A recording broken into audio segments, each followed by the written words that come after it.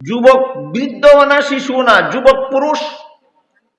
যে যুবক পুরুষ রোগের কারণে শরীরের কাজ করার ক্ষমতা রয়েছে না, আতুর হওয়ার কারণে, ল্যাংড়া হওয়ার কারণে, অ্যাক্সিডেন্টে অঙ্গহানি হইয়া যাওয়ার কারণে কর্মক্ষমতা হারাইয়া ফেলেছে। রুজি কইরা খাওয়াইবার মতো কোনো আত্মীয় নাই, লালিত পালিত হওয়ার মতো কোনো সম্পদও নাই। বলেন এই আতুর লুলায় খাইতো কেমনে? না ভাইতো দিত কে? সরকারে। কত নম্বর গেল? 3 নম্বর। 4 নম্বর হইল ওই সমস্ত যুবতী মহিলা, যে সমস্ত যুবতী মহিলা আতুরও না, ল্যাংড়াও না, লুলাও না, রোগে আক্রান্তও না, সম্পূর্ণ সুস্থ সবল, কিন্তু লালন পালন করার উপযোগী পুরুষ নাই, লালিত পালিত হওয়ার উপযোগী সম্পত্তি নাই। ইসলামে কয় এই মহিলা যুবতী হইলেও, এই মহিলার শরীরে কাজ করার ক্ষমতা থাকলেও মহিলা দিয়া কাজ করানো যাবে না, বিনা শ্রমে বাতা দিয়া লালন পালন করা সরকারের দায়িত্ব। কত দল গেল? এই 60 দলের মধ্যে 2টা দল একটু তুলনামূলক ভাবে বোঝার ব্যাপার। যুবকের বেলায় কাজের ক্ষমতা হারাইয়া ফেলার শর্ত আছে। যুবকে যদি কাজের ক্ষমতা না থাকে তাইলে তারা সরকারে ভাতা দিবে। আর যুবতীর বেলায় কাজ করার ক্ষমতা থাকলেও যুবতী দিয়া কাজ করানো যাবে না, সরকার তারে ভাতা দিয়া লালন পালন করবে। আর্থিক সংকটের ব্যাখ্যা হইল 4 দল মানুষকে বিনা শ্রমে ভাতা দিয়া লালন পালন করা সরকারের দায়িত্ব। ইসলামী আইনে চাকরি ছাড়া বেতন দেওয়া, বিনা চাকুরিতে বেতন দেওয়া, ভাতা দেওয়া সরকারের দায়িত্ব। কত দল মানুষকে? এটা মনে রাখবেন জীবন।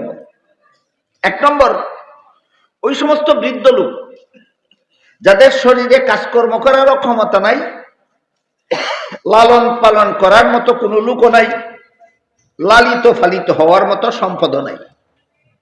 বুড়া টেকছেনি, টেকছেনি। এই বুড়া খাইতো কেমনে? শরীয়তে কয় এই বুড়ারে কাম করাইতে পারতে না, সরকার ভাতা দিয়া লালন পালন করো মরণ পর্যন্ত। এই সমস্ত বুড়া বুড়িদের বিনা শ্রমে ভাতা দিয়া লালন পালন করা ইসলামী আইনে কার দায়িত্ব? সরকারের দায়িত্ব। 2 নম্বর, ওই সমস্ত শিশু যাদের শরীরে এখনো কাজ করার যোগ্যতা হয়েছে না, শক্তি হয়েছে না, লালন পালন করার উপযোগী কোন অভিভাবক নাই, লালিত পালিত হওয়ার মতো কোনো সম্পদ নাই। এই অসহায় শিশু বাচ্চা আপনারা বিবেকে কি কয়? খাইতো কেমনে? কাজ করে খাইতো না বিনা কাজে পাইতো? দিত কে? ইসলামী শরীয়ত বলে সরকার দিতে বাধ্য। এই সমস্ত অসহায় শিশুকে লালন পালনের ভাতা দেওয়া দিতে সরকার বাধ্য। গেল 2 নম্বর। 3 নম্বরে, যুবক বৃদ্ধও না, শিশু না, যুবক পুরুষ। যে যুবক পুরুষ রোগের কারণে শরীরের কাজ করার ক্ষমতা রয়েছে না, আতুর হওয়ার কারণে, ল্যাংড়া হওয়ার কারণে, অ্যাক্সিডেন্টে অঙ্গহানি হইয়া যাওয়ার কারণে কর্মক্ষমতা হারাইয়া ফেলেছে। রুজি কইরা খাওয়াইবার মতো কোনো আত্মীয় নাই, লালিত পালিত হওয়ার মতো কোনো সম্পদও নাই। বলেন এই আতুর লুলায় খাইতো কেমনে? না ভাইতো দিত কে? সরকারে। কত নম্বর গেল? 3 নম্বর।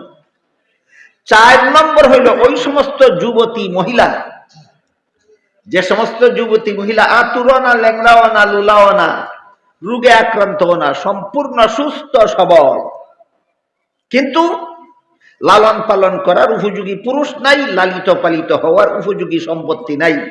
ইসলামে কয় এই মহিলা যুবতী হইলেও, এই মহিলার শরীরে কাজ করার ক্ষমতা থাকলেও মহিলা দিয়া কাজ করানো যাবে না, বিনা শ্রমে ভাতা দিয়া লালন পালন করা সরকারের দায়িত্ব। কত দল গেল? এই 60 দলের মধ্যে 2টা দল একটু তুলনামূলক ভাবে বোঝার ব্যাপার। যুবকের বেলায় কাজের ক্ষমতা হারাইয়া ফেলার শর্ত আছে। যুবকে যদি কাজের ক্ষমতা না থাকে তাইলে তারা সরকারে ভাতা দিবে। আর যুবতীর বেলায় কাজ করার ক্ষমতা থাকলেও যুবতী দিয়া কাজ করানো যাবে না, সরকার তারে ভাতা দিয়া লালন পালন করতে হবে।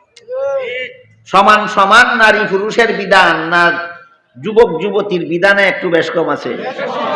যুবকের বেলায় কি শর্ত? কাজ করার ক্ষমতা শরীরে না থাকার শর্ত। যুবতীর বেলায় এই শর্ত নাই। কারণ কি? কারণ হইল আল্লাহ মহিলা বানাইছেন, মহিলার শরীরে শক্তি সামর্থ্য দিয়েছেন উপার্জনে শ্রম খাটার জন্য নয়।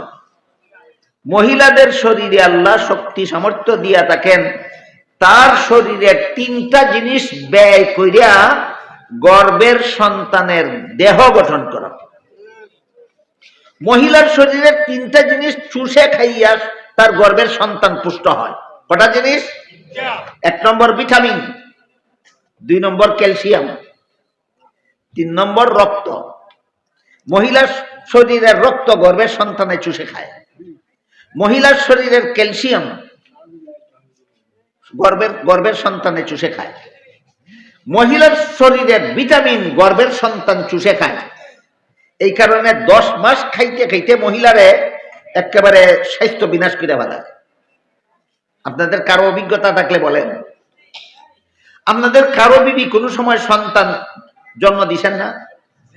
সন্তান প্রসবের আগে গর্ভবতী সন্তানের মায়ের শারীরিক অবস্থা ভালো থাকে না, খুব খারাপ হইয়া যায়। কেন খারাপ হয়? 3টা জিনিস 1 বছর পর্যন্ত সন্তানে ছুঁয়ে গেছে।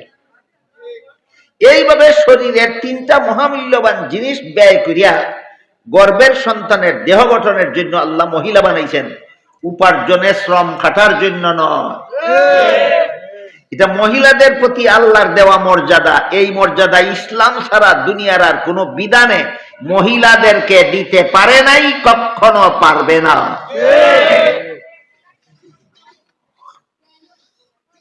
কিন্তু কোন দেশের সরকার যদি এমন হয় যারা এই 4 দলকে বিনা শ্রমে ভাতা দেয় না, তাহলে তো ওই অসহায় মহিলারাও দেয় না। যখন এই অসহায় মহিলাকে সরকারের দায়িত্ব ছিল বিনা শ্রমে ভাতা দিয়া লালন পালন করা, সরকার যখন দেয় না তখন মহিলাটার না খাইয়া মরণের অবস্থা হয়। এটার নাম আর্থিক সংকট। এটার নাম কি? আর্থিক সংকটের কারণেও মহিলা বাড়ির থেকে বেরিয়ে যেখানে গিয়া কাজ করলে 1 মুষ্টি ভাত পাইতে পারে, যেখানে গিয়া কাজ করলে একটা কাপড় পাইতে পারে, যেখানে গিয়া কাজ করলে 500 টাকা পাইতে পারে, সেখানে গিয়া কাজ করার জন্য মুসলমান মহিলা ঘর থেকে বের হতে পারে।